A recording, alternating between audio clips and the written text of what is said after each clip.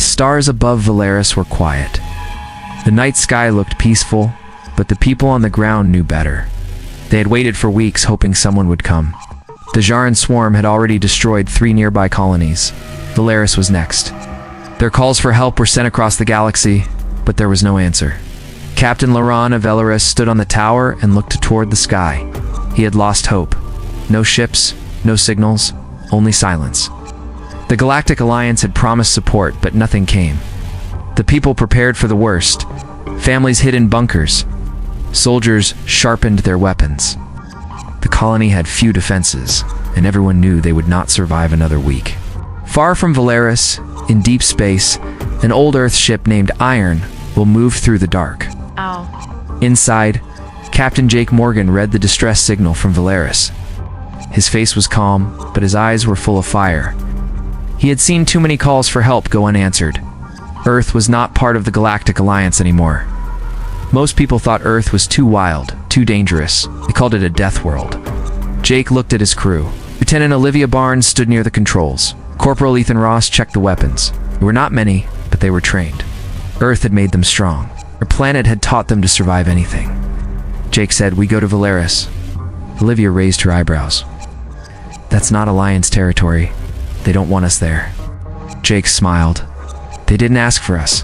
They asked for help." The ship changed course.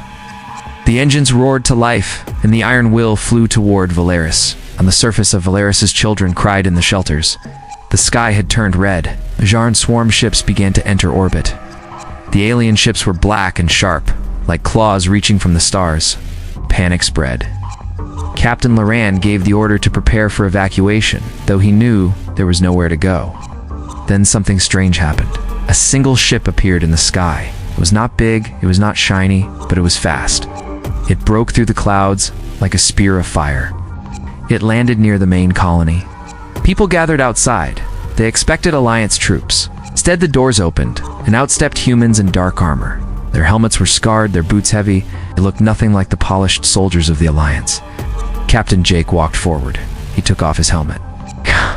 His face was rough, with lines from many battles. He looked at the people and said, "We heard your call."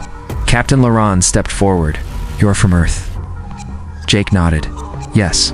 The people whispered, "Earth, Deathworlders." They were known in stories. Some said they could fight entire armies. Others said they were monsters. But now, they stood here, ready to help. Jake pointed to the sky. "We don't have much time. Get your people ready. We will fight." Laurent hesitated. "You are only a few. The swarm is many." Jake looked at his team. Olivia checked her scanner. Ethan loaded his rifle. Riley Knox sent a message from orbit. Jake turned back to Laurent. "We are few, but we are from Earth." That night, the people of Valeris saw what Deathworlders could do. The battle had not yet begun, but something had changed. Hope had returned. It's not from the mighty Alliance, but from a small ship and a team that refused to let another world fall. In the distance, the Jaran swarm prepared to strike. But Earth had come, and Earth was ready. The wind blew across the broken fields outside the colony walls. Soldiers stood on watchtowers staring into the sky. The sun was rising, but the fear had not left. Everyone waited for the attack. The Jaran swarm was close. Inside the command building, Captain Jake looked at the map. Red dots showed the enemy ships in orbit. Blue lines marked their landing zones. He spoke calmly to Olivia and Ethan. "They will hit from the east," he said. "That ridge will give us cover. We set up ambush points there." Olivia nodded. "The terrain is rough. Good for traps." Ethan smiled. "Used worse back home." The Valeris soldiers watched them work. They'd never seen humans plan like this. Earth soldiers moved fast. They did not wait for orders. They made decisions like they had done this 100 times. Maybe they had. Outside, the colonists gathered near the ship. Children peeked out from behind crates. Some pointed at the Earth armor. One small boy asked his mother, "Are they real?" She smiled, not sure what to say. Captain Laurent walked with Jake across the camp. "Your people act like they have done this before," Laurent said. "We have," Jake answered. "Earth teaches you how to survive." "But this enemy is different," Laurent said. "The Jaran do not feel fear." Jake looked at the sky. "Then we teach them." That afternoon, the first wave came. Black shapes fell from the clouds. The ground shook. The sky turned dark. Screams echoed as the Jarn landed outside the walls. Their claws dug into the earth. Their bodies moved fast, crawling and leaping like insects. Valeris soldiers fired their rifles. The energy bolts hit the Jarn, but many kept moving. The colony line began to fall back. Then the Earth team stepped forward. Jake led the charge with Ethan beside him. They moved low and fast. Their rifles made loud cracks. Each shot counted. Each shot dropped a Jarn. Livia threw a flare into the smoke. A hidden turret came alive. It fired into the swarm, cutting down a whole group. Colonists watched in shock. The Deathworlders did not fear the swarm. They ran toward it. They fought it face to face. Jake grabbed a radio. Riley now. High above, Commander Riley Knox sat in the small ship. She saw the signal and pressed a button. A drone dropped from orbit. It hit the ground with a flash. The explosion sent dust flying. Jarn scattered. The colonists cheered. Some ran to help. They brought ammo. They pulled the wounded back. They were no longer just waiting, or fighting. Inside the battle, Ethan saw a large Jarn rushing toward Olivia. He jumped between them and fired. The creature fell, but Ethan's shoulder was hit. Olivia caught him before he fell. "You okay?" she shouted. "Just a scratch," Ethan said with a grin. They moved back to the line. Jake gave orders, placing more traps. He watched the enemy regroup. The swarm was learning. They were fast, but not smart. Not yet. Night came. Fires burned outside the colony. The Earth team walked through the rubble. Their armor was marked, their faces tired. Captain Loran met them. "You saved us today," he said. Jake shook his head. This was only the start. Now the colonists began to change. They no longer looked at the Deathworlders with fear. They followed them. They asked how to fight. They asked how to survive. Olivia trained a group of young soldiers. Ethan showed them how to build simple traps. Riley sent scans of the sky, showing where the next wave might land. Jake sat alone for a moment, cleaning his weapon. He looked at the stars. "No one comes to help us," he whispered. So we helped them. The Jarn were not done, but neither was Earth. And now, Valeris was ready to fight beside them. The ground was covered in black ash from the last battle. Smoke still rose from broken machines and burned soil. The people of Valeris worked with tired hands, fixing walls and burying the dead. They had survived, but they knew it was not over. Captain Jake stood by the east wall, watching the sky.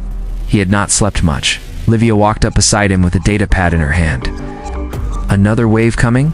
he asked. "Yes. Scanners show more ships gathering," she said. Jake nodded. "Then we hold the line." Ethan sat nearby, wrapping a bandage around his shoulder. His injury from the last fight still hurt, but he didn't complain. A few local soldiers sat with him, listening as he explained how to use Earth-made traps. "Use the rocks. Make them fall when the enemy steps here," Ethan said, pointing to the ground. "The Jarn don't think like us. Use that." They nodded. They were learning fast.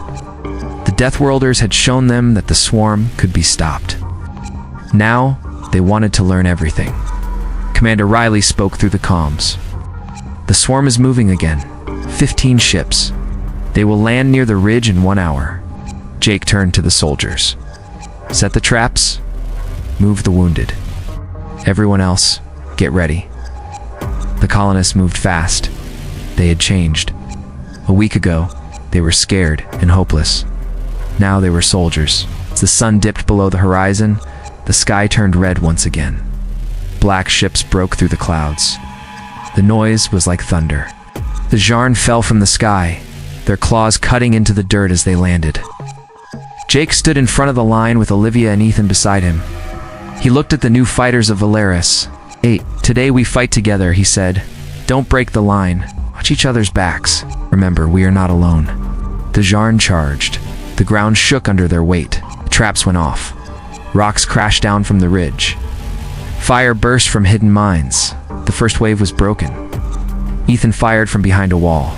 Olivia gave orders through the comms. Jake moved between fighters, shouting directions. More Jarn came, climbed over their dead, and moved like waves, never stopping. A group broke through the left side. Jake turned and ran toward them. He fired, taking down 2, then tackled the 3rd. His armor sparked, but he pushed on.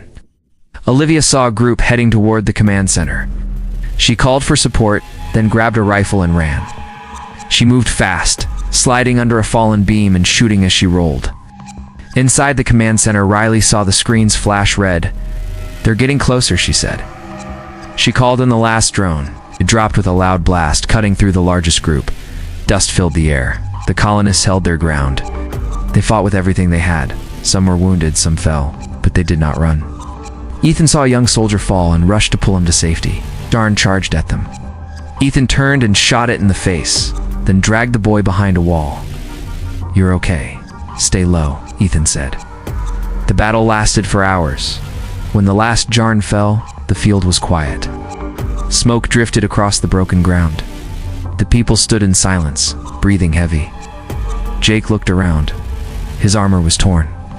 Blood covered one arm. He nodded at Olivia, who gave him a tired smile. "We held the line," she said. Jake looked at the colonists. Many were hurt. Some had lost friends. But they were still standing. He walked to the center of the field. "You did it," he said. "You stood with us. You fought back.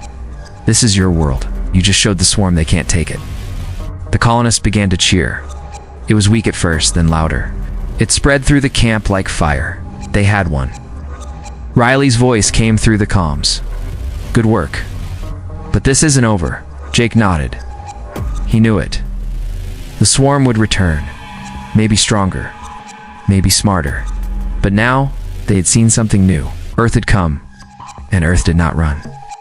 The fires were out, but the smell of smoke still hung in the air. The people of Valeris moved through the ruins, carrying the wounded and helping the weak. The battle had ended, but the pain had not.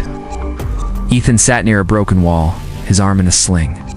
His face was pale, and he winced every time he moved. Olivia stood beside him, checking his bandage. "Should rest," she said. "I'm fine," he replied. "Just tired." Jake walked over. He looked at Ethan with concern, but said nothing. He turned to Olivia. "We need to move the command post underground. It's not safe up here anymore." She nodded. "I'll help Riley set it up." But allied Riley was already below the surface. The colony had old tunnels once used for mining. Now, they would serve as shelter and command. She worked with a group of engineers, placing scanners and building stations. Above ground, the bodies of Jean still lay across the fields. Teams burned them quickly. The creatures carried strange sickness, and the humans did not want to take chances. Captain Loran met Jake outside the colony gates. He looked tired. "You saved us again," Loran said. Jake shook his head. "We all did this." Loran paused. "There's something you should see."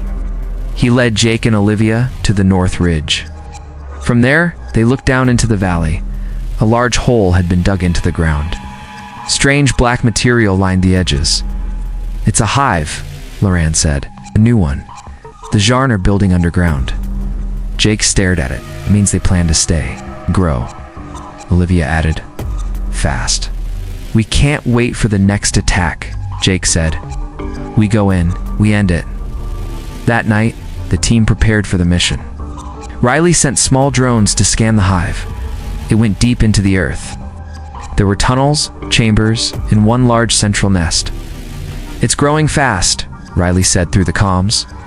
"There may be a queen down there, and we take it out," Jake replied. They chose a small group. Jake, Olivia, and 2 soldiers from Valeris would enter the hive. Ethan wanted to join, but Jake stopped him. "You did your part. We'll need you later." Ethan nodded, frustrated but understanding.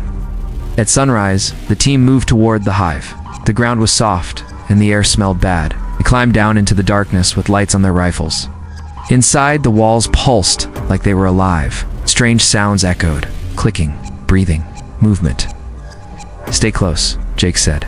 They moved through tight tunnels. Shadows passed in the distance. The deeper they went, the hotter it became.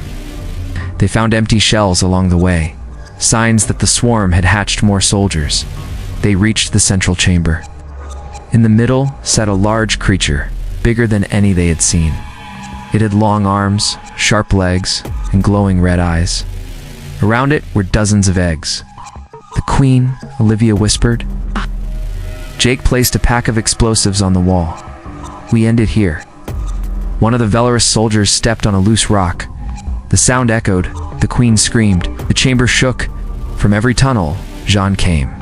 "Hold them off," Jake shouted. They fired in all directions. Olivia dropped 2 with perfect shots.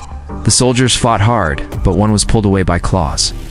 Jake finished setting the charges. Olivia helped the last soldier back. The queen moved toward them, her steps shaking the ground. "Now," Jake said. They ran. Jean followed. The tunnels were narrow. The lights flickered. The exit was close. "Riley, we're out. Blow it," Jake said into his cum. From the ship above, Riley pressed the trigger. The ground behind them exploded. The hive collapsed. Fire shot into the sky. They lay on the ground outside, covered in dust. The queen was gone. The swarm was broken. Back at the colony, people watched the fire from afar. Cheers rose into the air. Children laughed. The dark cloud above them was gone. Ethan limped to the gate, smiling. "You did it?" Jake looked at the crater where the hive had been. No, we all did. But he knew the war was not over. The Jean had lost their queen, but others may come. Still, this was a victory, a strong one. Earth had come to help. The people of Velaris had proven they were worth saving. The sun rose slowly over Velaris. The sky was calm for the first time in weeks. Smoke no longer filled the air. The people stood at the edge of the colony, looking toward the black crater where the hive once stood. Captain Jake stood with Olivia, Ethan, and Riley. Their armor was damaged. Their faces were tired. They were alive. "We did it," Olivia said. Jake nodded. For now. In the distance, colonists worked on rebuilding homes. Children played near the old landing zone. Soldiers trained in the open fields. Velaris had changed. It was no longer a scared place. It had become strong. Ethan walked with a limp but helped carry supplies. He smiled at the people as they passed. They smiled back. The fear in their eyes was gone. Riley stood in the control room scanning the stars. She saw nothing. No new threats. But she kept watching. She knew this peace could break at any time. Later that day, a ship from the Galactic Alliance arrived. It was clean, large, and slow. Alliance officers stepped out in polished uniforms. They looked around at the colony, surprised to see it still standing. Captain Laurent greeted them. "We expected this place to be lost," one officer said. Laurent pointed to Jake and his team. "It would have been if not for them." The officers turned to look at the Deathworlders. Jake stepped forward. "You came late," he said. "We had other fronts," the officer replied. "So did we," Jake said. "But we showed up." The officer said nothing.